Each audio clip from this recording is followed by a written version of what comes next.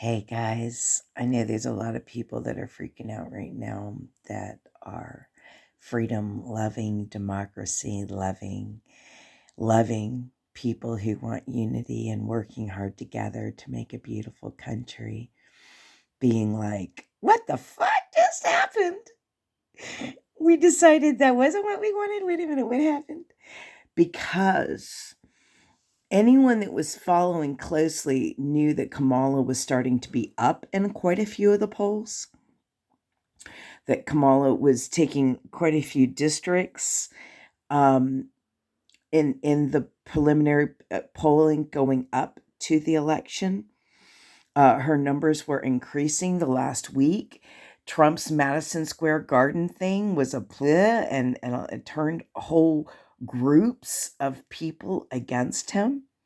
A lot of people don't know this, but Monday night, the Harris rally had a multi-state rally. Okay, rallies in multiple states across the country: Michigan, Pennsylvania, Wisconsin, North Carolina, Georgia, um, uh, Phoenix, um, and all these celebrities and stars. And I was online. There were at least 100,000 people online. Okay, not to mention all the people that were at these rallies live. Okay, it was a massive event.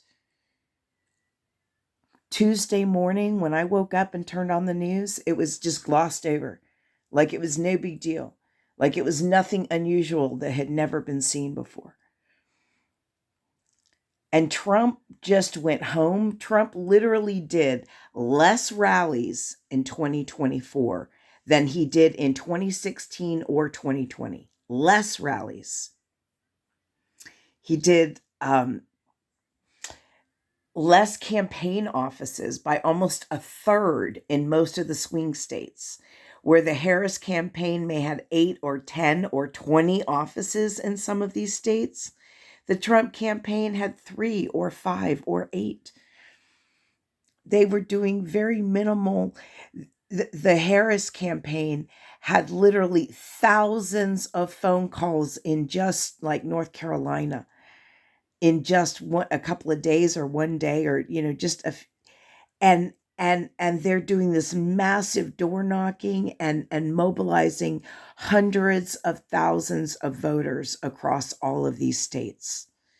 Harris' campaign had massive momentum, and even on Tuesday, some of the exit polls we were seeing from some of the counties in some of the swing states were very promising.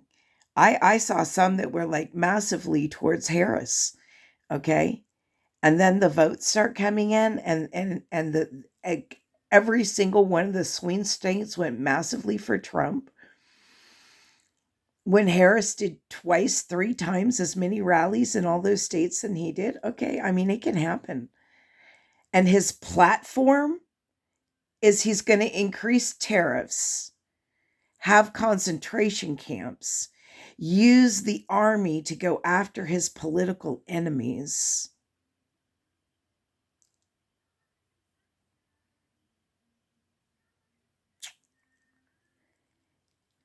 Has tariffs that are going to raise taxes for everyone and going to increase costs every American family $3,000 to $4,000 a year. That's his economic plan. And you guys are like, yeah, take the rights of women. Yeah. Stop anyone from ever being allowed to speak out against him. Okay, because anyone that says anything bad against Trump is now his political enemy, and he is going to weaponize the American government to go after them. Yeah! No more free media. Yeah! No more late night comedians. Yeah! He is going to take apart the legislature, take apart the judicial system, take apart the entire American government, put all the power in one person's hands, because he has a magic wand and he just waves it and fixes all the problems. And our economy is going to get cheaper because he's got tariffs. He's going to levy tariffs on Chinese products for all Americans to pay. Yeah! I'm just like, this is the dude that went on nationwide television and said he wanted to have sex with his daughter. Yeah. Was known to hang out with a pedophile. Yeah.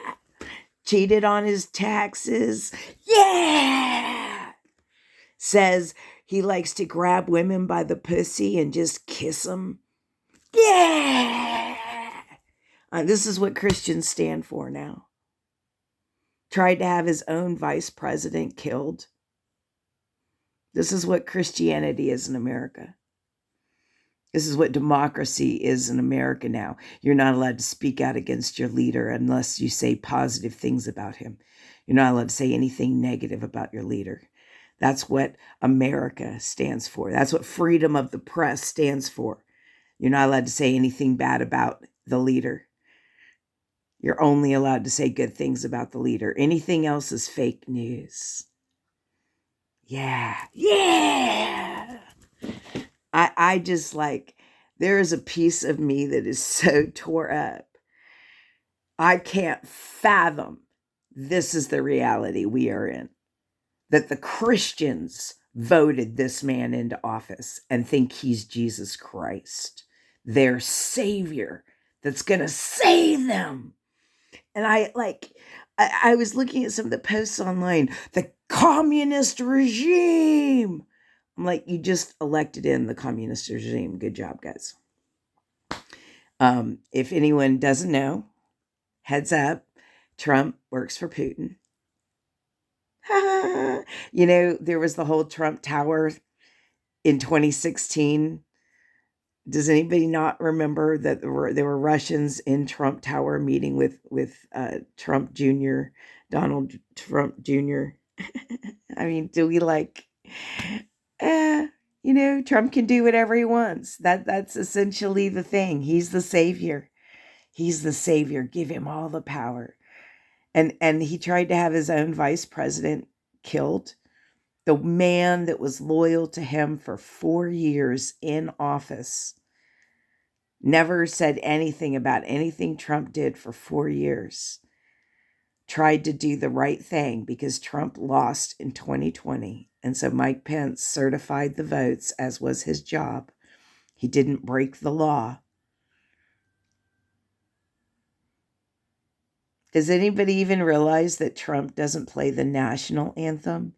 He plays the January 6th anthem of the people that tried to overthrow the government in January 6th. So that's who Trump is. That's who you guys just voted into office. Yeah! I mean, there are people online that are just celebrating. And I think of Moses leading the slaves out of Egypt and coming down from Mount Zion and or Sinai and whatever mountain he was on, and seeing the people being wicked, you know, that the Christians have done this and think they voted in their savior. God's fascinated.